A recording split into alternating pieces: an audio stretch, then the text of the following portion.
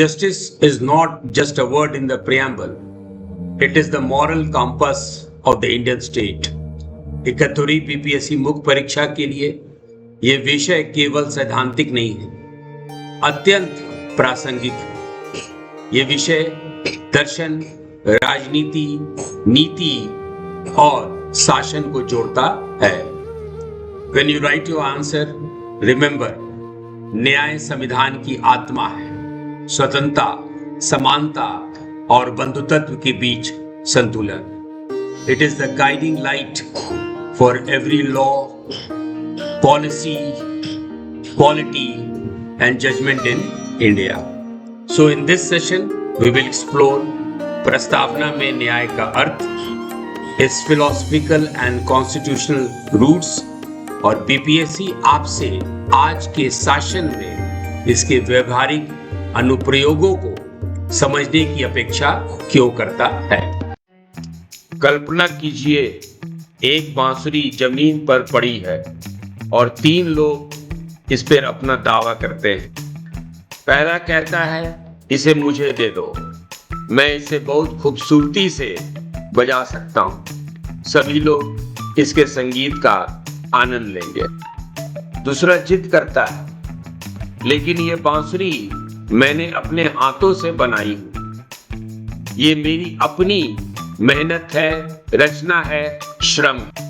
And the third pleads, विनती करता हूं, मैं गरीब हूं, मैं इसे खरीदने में असमर्थ हूं, कृपया मुझे ये दे दो।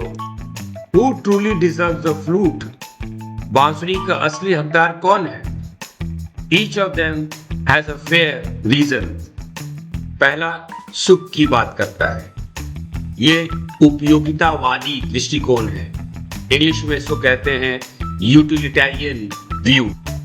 दूसरा व्यक्तिगत अधिकारों और श्रम का समर्थन करता है, इसको कहते हैं स्वतंत्रवादी दृष्टिकोण, लिबर्टेरियन व्यू।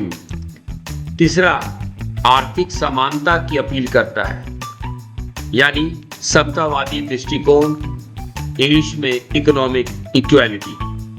3 डिफरेंट आइडियोलॉजीज, न्याय के 3 अलग अलग अर्थ। And yet when all 3 claims compete, picking one seems arbitrary. तो ऐसे स्थिति में समाज के लिए वास्तविक न्याय का क्या अर्थ है? The answer lies in how a nation defines its moral foundation. और भारत में वो आधार मोटे अक्षरों में लिखा गया है। Right at the beginning of our constitution, the preamble, ये न्याय, सामाजिक, आर्थिक और राजनीतिक को हमारे गणतंत्र की आत्मा घोषित करता है, guiding us to balance liberty, equality and collective welfare. So next time you think about justice, सिर्फ ये ना पूछे कि बांसुरी का हकदार कौन है, बल्कि ये भी पूछे कि हम लोग किस तरह के समाज में रहना चाहते हैं।